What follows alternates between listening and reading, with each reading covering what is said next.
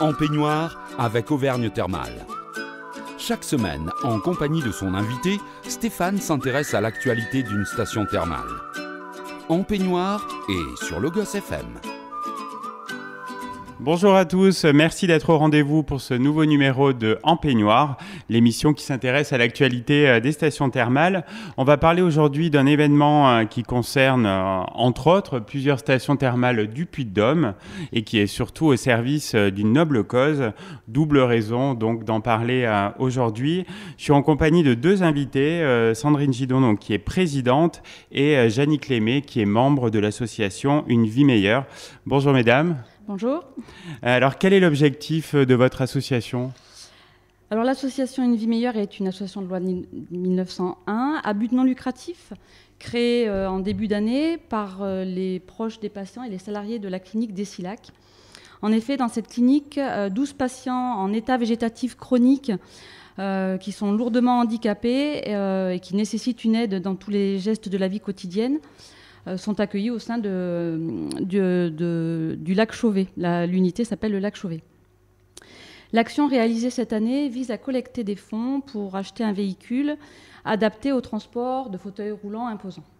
Et alors, en quoi l'achat de ce véhicule adapté serait un gros plus pour vous ? Tout simplement, ça nous permettra d'organiser des sorties de manière plus autonome, de les adapter aux horaires, aux lieux visités, à la météo. Et ce serait vraiment un grand plus pour faire bénéficier ces patients d'un autre cadre que celui du soin. Alors pour atteindre cet objectif, vous avez imaginé une randonnée solidaire des Sillac du 19 au 24 juin. Comment vous avez eu cette idée ? C'est un petit clin d'œil au nom de la clinique ? Oui, tout à fait. On a la chance d'avoir une belle région. Et cette idée nous a été apportée par Jean-Pierre Monciot, qui en est devenu le parrain et qui a eu l'idée de faire le tour des Sillac du Puy-de-Dôme pour associer le tourisme et à la solidarité. Alors je pense que pas mal de nos auditeurs le connaissent, mais est-ce que vous pouvez le représenter ? C'est un sportif de haut niveau qui a eu des sélections en équipe de France, qui a fait le marathon d'Athènes par exemple, celui de Séville, et qui est aujourd'hui encore entraîneur à un haut niveau. Et il est chamaliérois. Sandrine Gidon, donc comment ont réagi les familles des patients à ce projet ? Tout de suite, elles ont été très optimistes, très emballées par ce projet et ont toutes adhéré pour apporter leur soutien, leur aide. Donc tout le monde est mobilisé aux côtés des organisateurs ? Tout le monde, oui. Jannick Lémé, vous avez su convaincre pas mal de partenaires autour de ce projet ? Oui, nous avons la chance effectivement que ce projet ait eu un écho favorable, que ce soit auprès des différentes municipalités qui vont être les villes de départ et d'arrivée de nos randonnées, la région Auvergne-Rhône-Alpes, le parc régional des volcans d'Auvergne, l'association des commerçants de Chamalières, entre autres, et les différents journaux tels La Montagne, Info aussi. On a des entreprises qui commencent à nous rejoindre et aujourd'hui on fait appel aussi à toutes les bonnes charités pour nous aider dans notre projet et faire des dons si elles le souhaitent. Bien, merci Jannick Lémé et Sandrine Gidon donc, de nous avoir parlé de votre noble projet poursuivi avec votre association Une Vie Meilleure autour de la randonnée solidaire des Sillac. Je vous propose une petite pause musicale et on se retrouve donc juste après pour rentrer dans le détail de votre événement. Deuxième partie de notre émission En peignoir consacrée à la randonnée solidaire des Sillac, organisée par l'association Une Vie Meilleure, donc représentée par Jannick Lémé et Sandrine Gidon. Une rando donc, qui aura lieu du 19 au 24 juin et qui va concerner plusieurs stations thermales d'Auvergne. Vous allez le voir car on va parler précisément du programme de cette semaine sportive, mais aussi solidaire. Jannick Lémé, est-ce que vous pouvez nous présenter les différentes étapes qui sont prévues dans cette semaine ? Oui, bien sûr. Alors, j'invite effectivement nos auditeurs à consulter le site unevimeilleure.org pour avoir l'ensemble des détails. Mais par exemple, le 19 juin, le départ se fait de la clinique d'Essillac à Chamalières.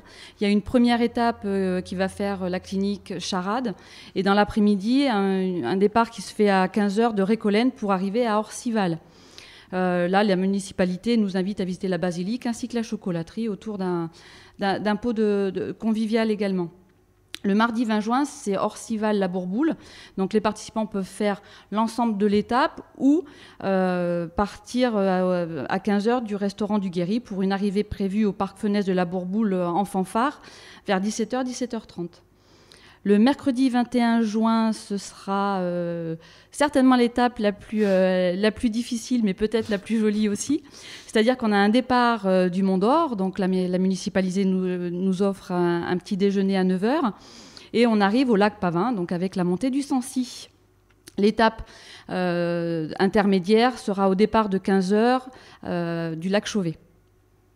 Le 22 juin, donc le départ se fait du lac Pavin pour une arrivée à Murol, ça c'est l'étape complète, et l'étape intermédiaire du camping de la Ribère à Jassa pour une arrivée à Murol vers 17h, 17h30, où la municipalité nous propose une visite du musée des peintres de l'école de Murol. Le vendredi 23 juin, donc départ de Saint-Nectaire, donc autour d'un petit déjeuner auvergnat. Qui devrait être sympathique. Voilà, tout à fait. On ne pouvait pas louper ça. Donc il y aura une étape le matin, effectivement, qui fait Saint-Nectaire et arrivée à Aulois.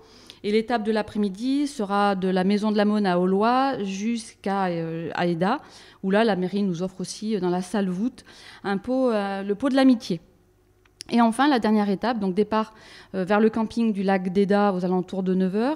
Et l'étape intermédiaire, on se retrouve effectivement aux alentours de 13h à Saint-Genès-Champanel pour arriver nombreux au stade Claude Wolff vers 15h30, 16h. Et là, on sera accueillis par la mairie de Chamalières.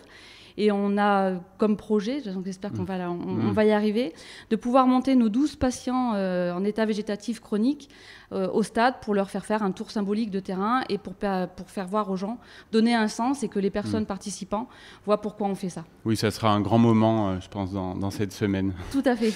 Alors, quels seront les chemins empruntés et est-ce que donc, les marcheurs sont autonomes ?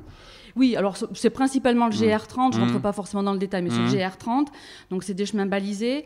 Et oui, les marcheurs, les randonneurs sont autonomes, donc il faut prévoir effectivement du covoiturage, laisser une voiture au départ, une autre à l'arrivée et s'entraider. Mais ça peut être aussi quelque chose de convivial et d'échange et de partage. C'est ce qu'on souhaite en tout cas. Et donc cette randonnée solidaire se fait vraiment à la carte. En fait, il y a plein de possibilités, vous l'avez dit, donc avec des étapes selon les envies, les capacités de chacun. Exactement. Donc soit le parrain effectivement s'engage lui à faire l'ensemble du parcours qui représente 180 km sur les 6 jours. Chaque étape, c'est à peu près 30 km, mais il faut quand même être bien entraîné et c'est pas à la portée de tout le monde. Donc c'est pour ça qu'on a proposé plusieurs étapes intermédiaires. Donc on peut en faire plusieurs dans la semaine. Les inscriptions peuvent se faire sur le site aussi. Voilà. unevimeilleure.org, n'hésitez pas à vous inscrire. Et quelle est la contribution des participants à ce projet ? Alors, symboliquement, on demande 1 € minimum du kilomètre parcouru, mais bien évidemment, les donations sont libres. Très bien. Et alors, tout ce qui est découverte aussi des territoires traversés, ça fait vraiment partie intégrante du projet ?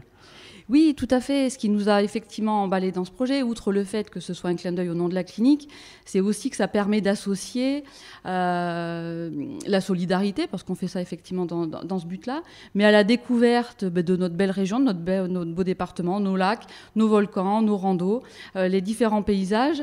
Et puis ça permet aussi de valoriser la route des villes d'eau.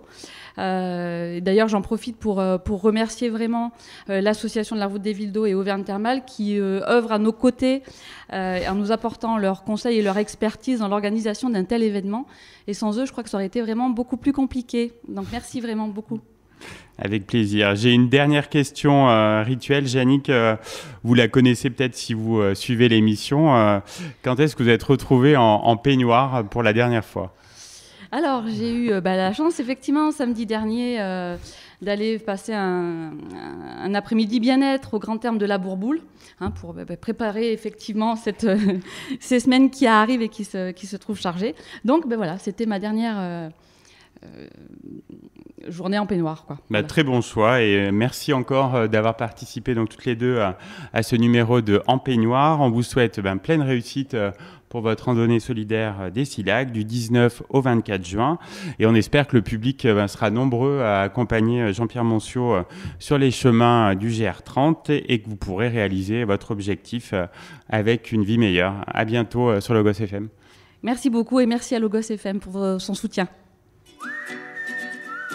En peignoir avec Auvergne Thermale. Chaque semaine, en compagnie de son invité, Stéphane s'intéresse à l'actualité d'une station thermale. En peignoir et sur Logos FM.